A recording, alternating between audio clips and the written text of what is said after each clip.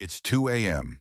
I'm alone in our home office, bathed in the dull glow of a single desk lamp, the rest of the house swallowed by darkness.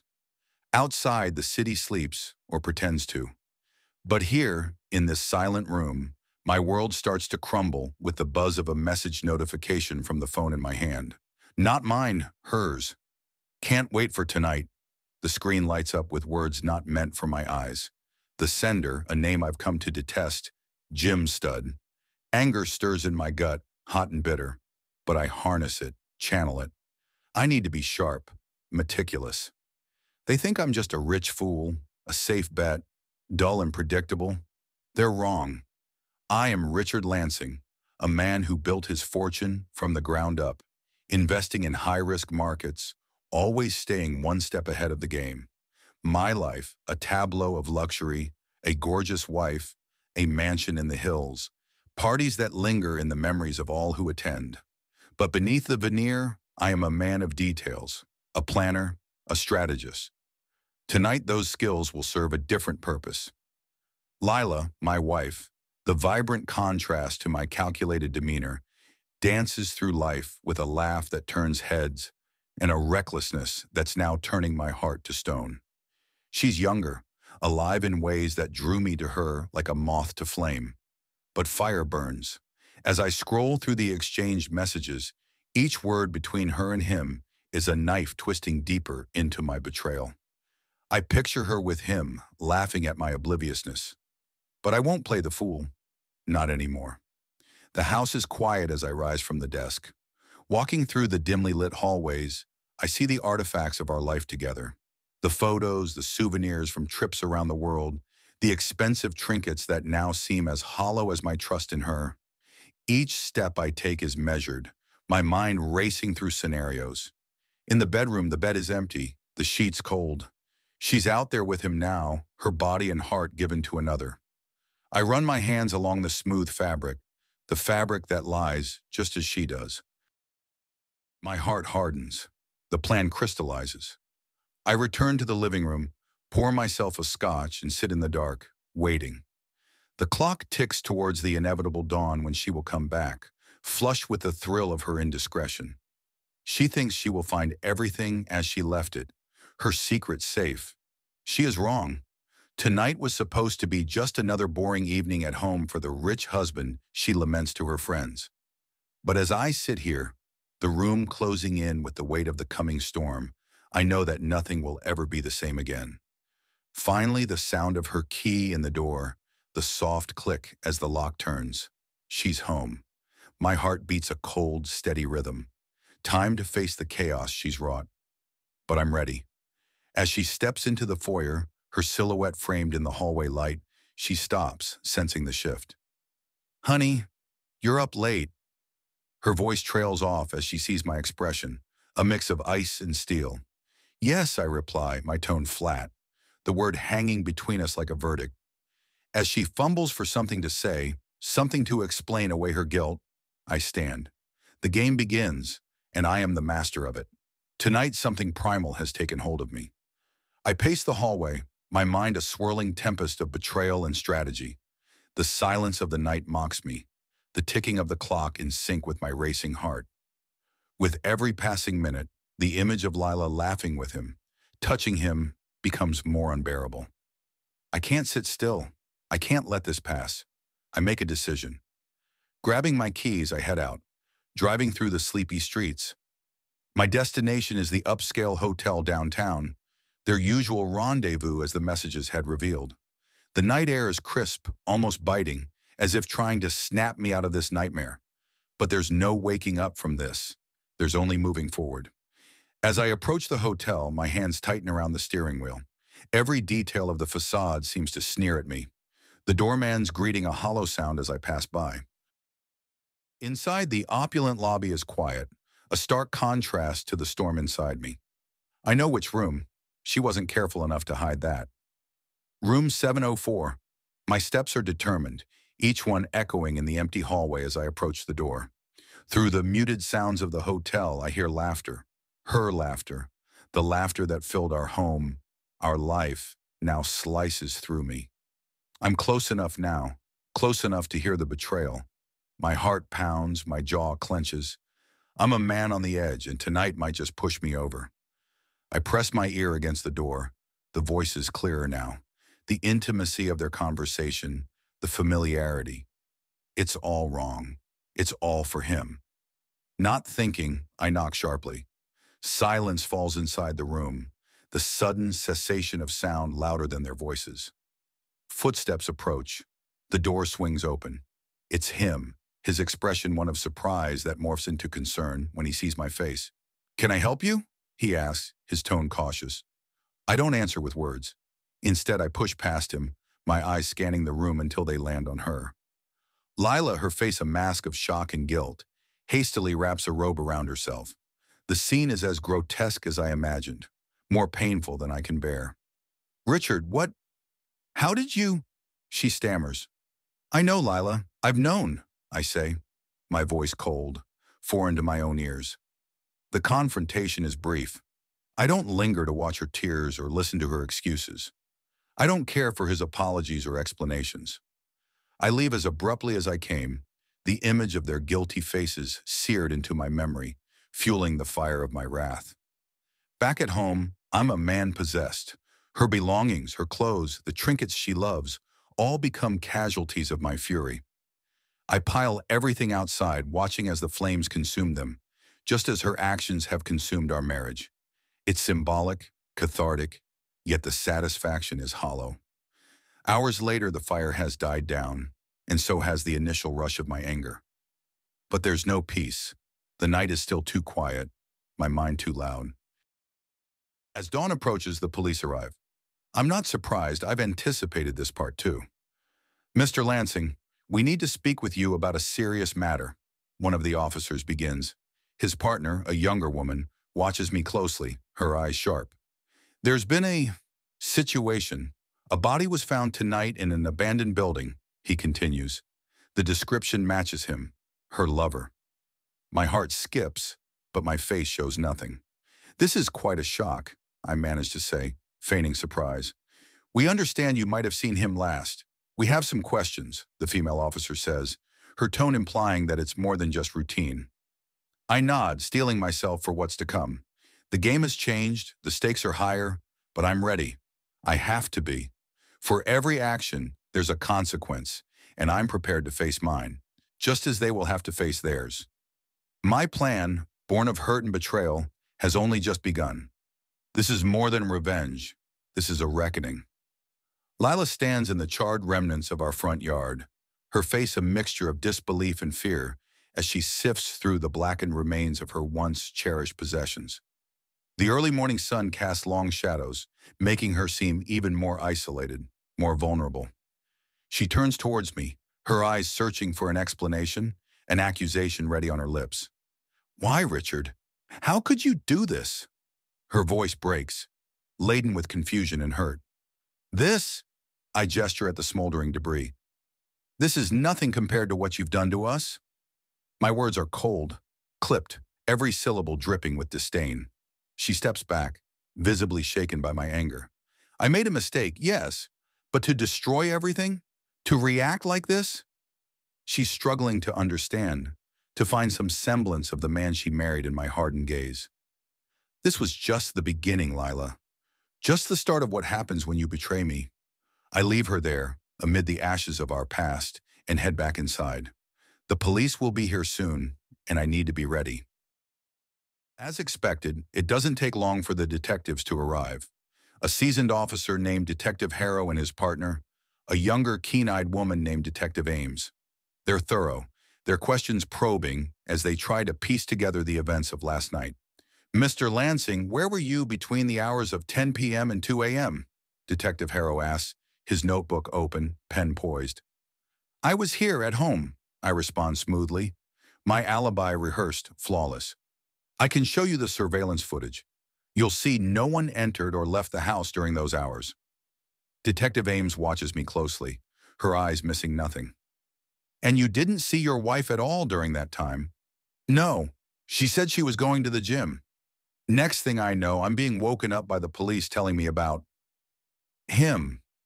I make my voice tremble slightly, injecting just the right amount of shock and grief.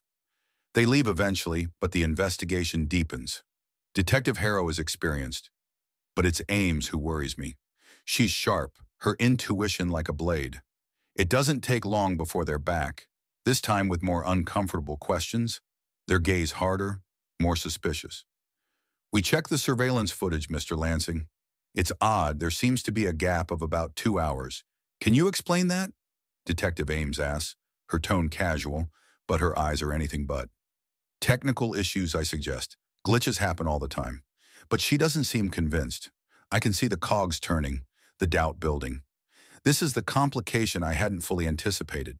The next few days are a chess game. I watch as the police talk to neighbors, canvass the area around the hotel, around the abandoned building where they found him.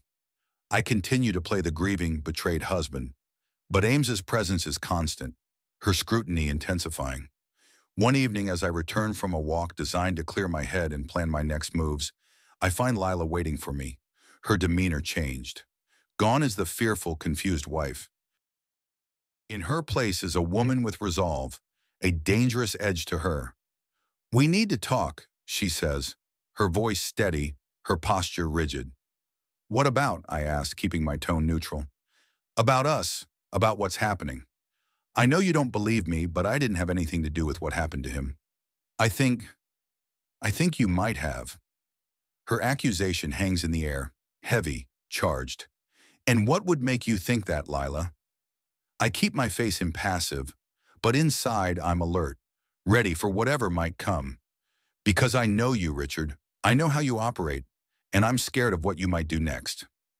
Her fear is real, palpable. "That's a serious accusation," I say softly. "You should be careful with accusations like that." The tension between us crackles, each of us aware that the stakes are getting higher, the game more dangerous. She leaves the room, her parting glance one of mixed fear and defiance. That night I can't sleep. The pieces are moving too fast, some slipping beyond my control. Detective Ames's visits become more frequent, her questions more pointed. The evidence, whatever they've found, is leading them here, to me, to this house of secrets.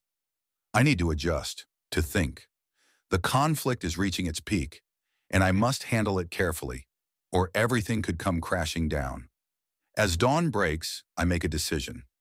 It's time to introduce a new element to this game, one that will shift the focus, change the narrative. I need a scapegoat, someone to take the fall, to direct their suspicions away from me. It's risky, but it's necessary. And as I sit there watching the sun rise, plotting my next move, I realize that the game is far from over. It's just entering its most critical phase. The tension is palpable as the investigation into the murder intensifies. Detective Ames is at the forefront, her questions more pointed, her observations keener with each encounter. I maintain my composure, my answers rehearsed to perfection, yet each meeting leaves me more drained, more aware of the thinning ice beneath my feet. In parallel, Lila begins her own quest for answers. Driven by fear and a desperate need to clear her name, she starts digging into the events of that fateful night. Her transformation from the carefree, thrill-seeking woman I married to a determined investigator is stark. She approaches old friends, anyone who might shed light on her actions and whereabouts, her desperation growing as she encounters dead ends. One evening, as I return home from a tense meeting with my lawyer, I find Lila in the living room, surrounded by papers and photographs. She looks up, her eyes hollow, the strain evident. "Richard, we need to talk," she starts, her voice steady despite the clear turmoil within. "I know you think I was involved with him more deeply than I was, but I wasn't. I didn't kill him, Richard. I couldn't." Her plea hangs between us, a gulf of mistrust and secrets, making it nearly impossible to bridge. "I don't know what to believe anymore, Lila," I respond, the weariness in my voice mirroring my state of mind. This conversation, though fraught with tension, marks a turning point. It's clear we are both trapped in this web, albeit from different angles. As Lila continues to seek her own truths, I solidify my plans to ensure my survival. Days blend into nights as I meticulously set the stage for the ultimate misdirection. Using contacts from my less than reputable business dealings, I find someone who could fit the bill perfectly. A small-time criminal with just enough connections to the gym instructor to be plausible. With careful manipulation, traces of his DNA find their way to crucial places, his digital footprint altered to place him at the scene. Detective Ames, ever diligent, picks up on this new lead. I watch, a silent observer, as she redirects her focus, her instincts driving her towards this new suspect. The relief is temporary, though, as each step forward in this charade brings its own set of risks. As the evidence mounts against this new suspect, the climax approaches. Lila, still unaware of my involvement, confronts me one last time. Is this what it feels like, Richard? To be so consumed by vengeance that nothing else matters?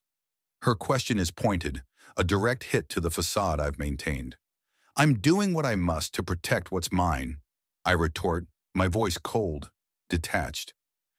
This confrontation, charged with the emotional turmoil of our shattered relationship, lays bare the raw edges of our respective journeys. The trial begins, a spectacle that draws attention far beyond our immediate circles.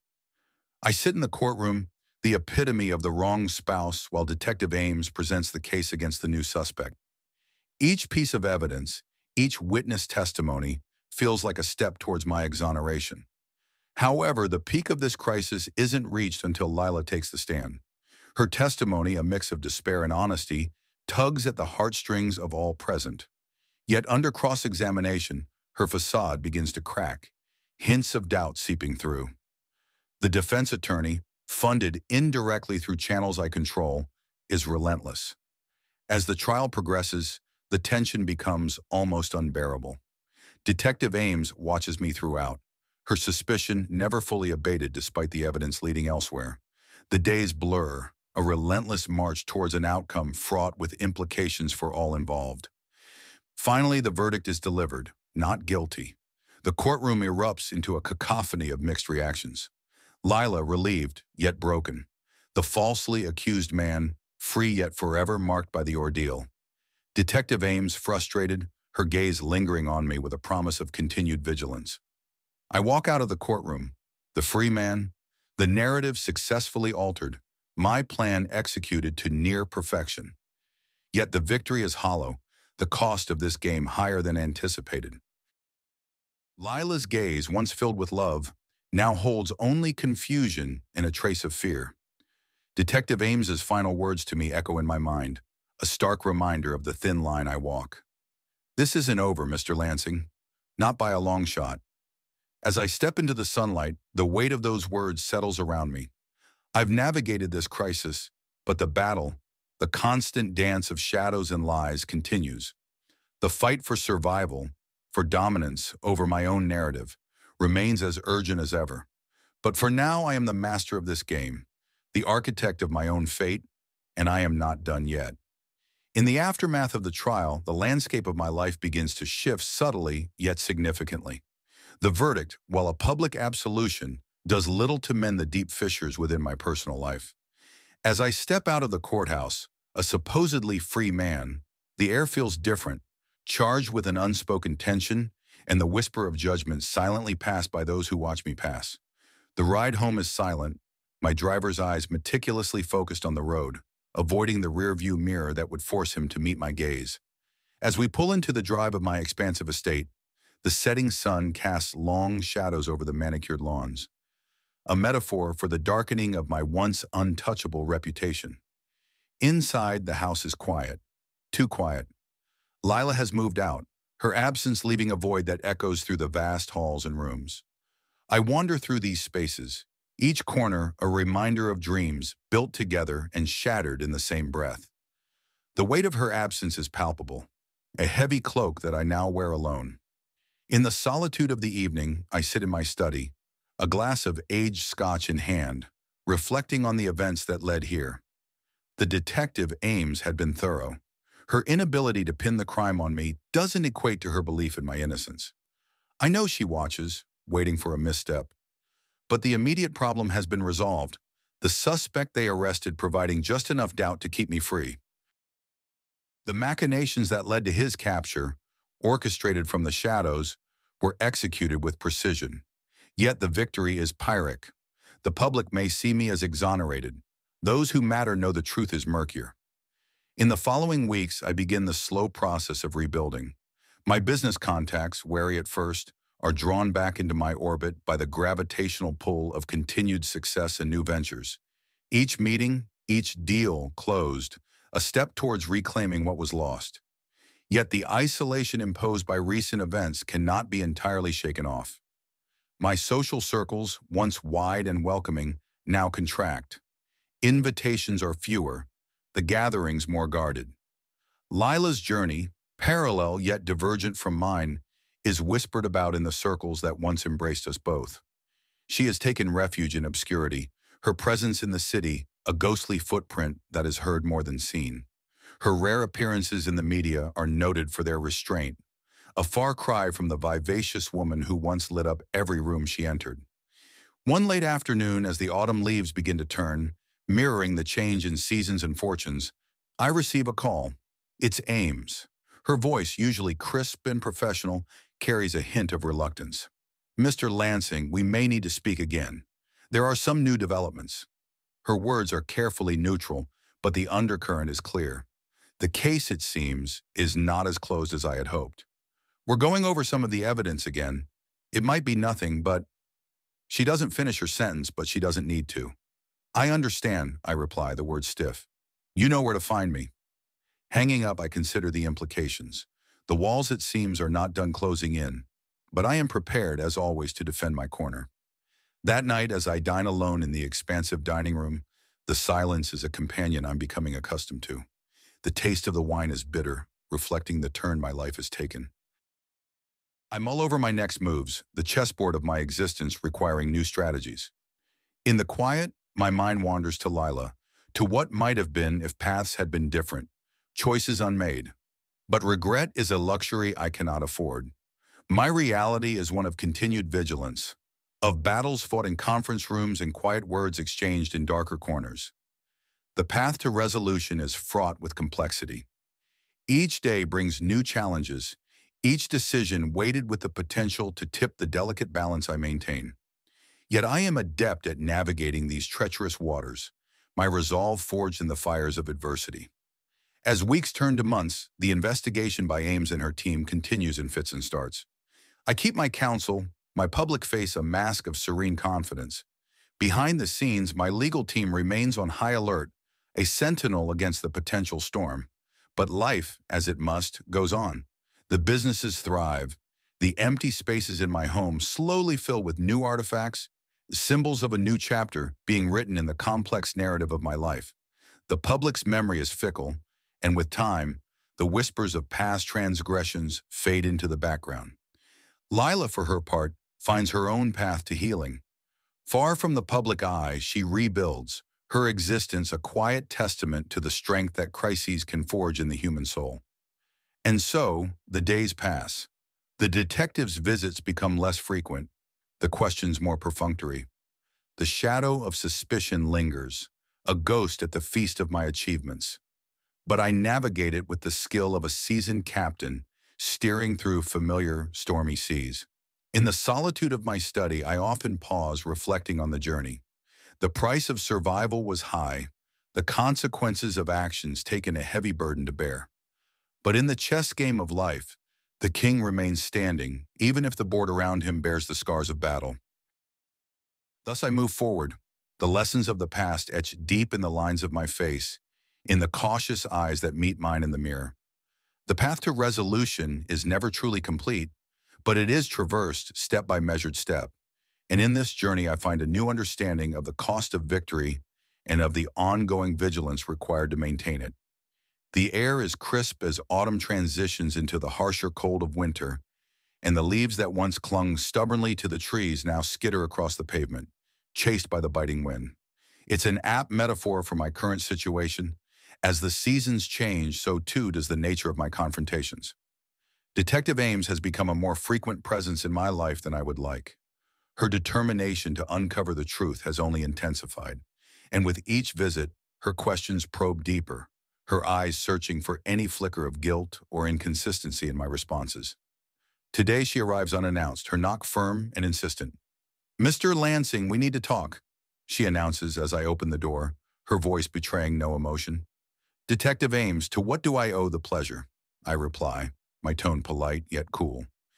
In light of new evidence, we need to revisit some of the details of your statements. May I come in?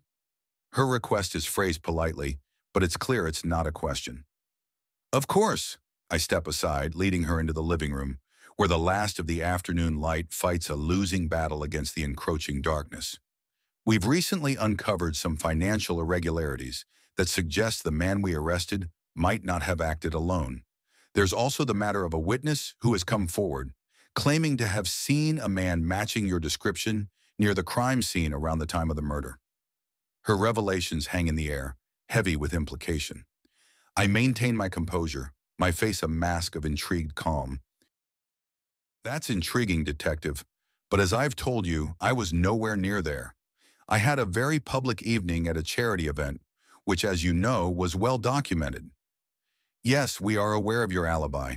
However, this witness is quite adamant about what he saw. She watches me closely, looking for cracks in my demeanor. I'm sure there's an explanation. Perhaps someone who resembles me, I suggest, my tone light but firm. We're exploring all possibilities, Mr. Lansing. Just know this investigation is far from over. As she leaves, the weight of her words sinks in. This is not just a routine check. The stakes are higher now, the noose tightening. I realize that this confrontation, this final showdown, might just be the beginning of a longer, more grueling battle. In the weeks that follow, I throw myself into my work with renewed vigor, partly to keep the business thriving and partly to keep the looming doubts and fears at bay. The community, once so welcoming, now watches me with a wariness that is palpable. Whispers follow me into boardrooms and social events, my every move scrutinized. Lila, now living a quiet life away from the media's prying eyes, reaches out. Richard, are you all right? Her voice is soft, concerned. I'm managing, Lila. How are you? I ask, genuinely interested despite everything. I'm getting by. But Richard, be careful. I don't think this is over for either of us. Her words are a cold reminder of the long-term consequences of our actions. Our marriage, once a partnership, has devolved into a shared narrative of scandal and suspicion. As I ponder my next move, the phone rings again. It's my attorney, his voice urgent. Richard, we need to meet. There's been a development with the case. It's not good. We meet at his office. The walls lined with law books that seem to whisper secrets. They're reopening the investigation. With the new witness testimony and some discrepancies they found in the financial trails, they're coming after you hard. The finality of the situation settles over me. This is it. The real reckoning. Not just a battle to clear my name, but a war to protect my future. Prepare everything. We're not going down without a fight, I tell him, my resolve hardening. The days that follow are a blur of meetings, legal strategies, and relentless media scrutiny. Ames is a constant shadow, her presence a reminder of the stakes. But I am not the same man who was blindsided by betrayal months ago. I am sharper, harder, tempered by the fire of public and private battles. The final confrontation comes sooner than expected. In a sterile room downtown, across from Ames and her team, the evidence is laid out. Bank records, witness statements, surveillance footage, all weaving a damning narrative.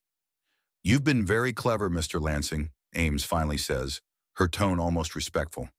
But we know you were involved. It's only a matter of time before we prove it.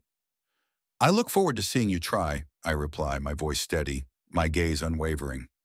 As I leave the room, the cool air of the evening feels like the first breath after a long dive. I know this isn't the end. There will be more challenges, more accusations. But I am ready. The lessons of the past year have fortified me, the scars of battle emblems of survival. I return home, the house now too large, too empty. But it is mine, and I will fight for it, for my reputation, for my future. In the quiet of the night, I consider my next moves. The game continues, and I am a key player. The board is set, the pieces in motion, and I am no longer a pawn, but a king in my own right. And as the dawn breaks, painting the sky with hues of pink and orange, I am reminded of the beauty and brutality of the world I navigate. The path forward is fraught with peril, but I am armed with knowledge, with power. So I step into the new day, ready for whatever comes, my journey far from over, my story yet to reach its final chapter. As I stand alone in the vast emptiness of my study, the gentle flicker of the fireplace casts long shadows that dance across the room, mirroring the turbulent thoughts swirling in my mind. Reflecting on the whirlwind of deceit, betrayal, and manipulation that has ensnared my life over the past months, I'm compelled to confront the truths and illusions of my own making. The story of my wife Lila and I, from our passionate beginnings to the cataclysmic split spurred by secrets and lies, reads like a cautionary tale. Once we were a golden couple, envied and admired, a perfect picture of love and success. But beneath that glossy surface lay a festering core of dissatisfaction and yearning, for excitement, for something more than the mundane. Lila's betrayal, though devastating, was not the genesis of our downfall, but rather a symptom of long-hidden cracks in our foundation. The saga unfolded rapidly after I discovered her infidelity, a discovery that propelled us both into actions and reactions that neither of us could have anticipated. From the fiery destruction of her belongings to the chilling setup that framed her lover, each step was guided by a cold calculation masked by a facade of wounded betrayal. My journey through the shadowy realms of law and morality was navigated with the precision of a chess master, each move strategically planned to ensure my survival and victory. Yet every victory in this dark game came at a cost: the loss of trust, the alienation of love, and the tarnishing of a soul. Detective Ames, a relentless pursuer of truth, emerged as a formidable counter to my machinations. Her dogged determination to uncover the reality beneath layers of deceit was both admirable and infuriating. Our battles of wits and wills were marked by a grudging mutual respect, each of us recognizing in the other a worthy adversary. Now, as the dust settles, I find myself pondering the future. The legal skirmishes may have ended for now, leaving me ostensibly free, but the chains of the past are not so easily broken. Lila, once the center of my universe, has drifted into a new life, her absence a hollow ache that no victory can soothe. The consequences of our actions ripple outwards, affecting not just us, but everyone connected to us. Friends, family, and business associates, all have been touched by the scandal, their views of us forever altered. The community that once embraced us now regards me with suspicion and unease, their smiles forced, their conversations littered with unspoken questions. As I look forward, the path is uncertain. The empire I built remains intact, its foundations shaken but holding. Yet what is an empire without a trusted queen or a king without a clear heir? The lessons learned are etched deep in my psyche, the knowledge that trust is fragile and loyalty is often just a veneer. In a quiet moment of introspection, I catch my reflection in the window, the night casting me in a silhouette. The man staring back is familiar, yet changed, hardened by trials and tempered by experience. The innocence of youth is long gone, replaced by the wary cynicism of a survivor. My thoughts turn to the future, to possibilities and new beginnings. A chance encounter at a recent social event comes to mind. A woman with a spark that hints at depths yet unexplored. Perhaps it's time to start a new chapter, to test the waters of trust once again.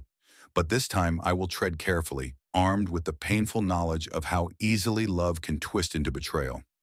This narrative of love, betrayal, and redemption leaves us, the players in this drama, forever changed. As I pen these final words, the fire crackles softly, a reminder of the destructive power of flames, whether they be literal or metaphorical.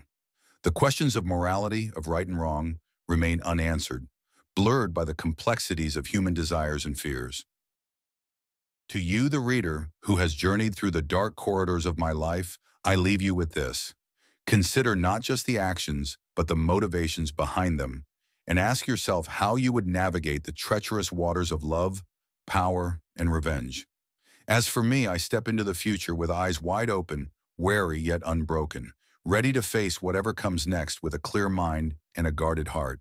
The game continues, and I am but a player, ever searching for redemption in a world where the rules are often unwritten and every victory is tinged with loss.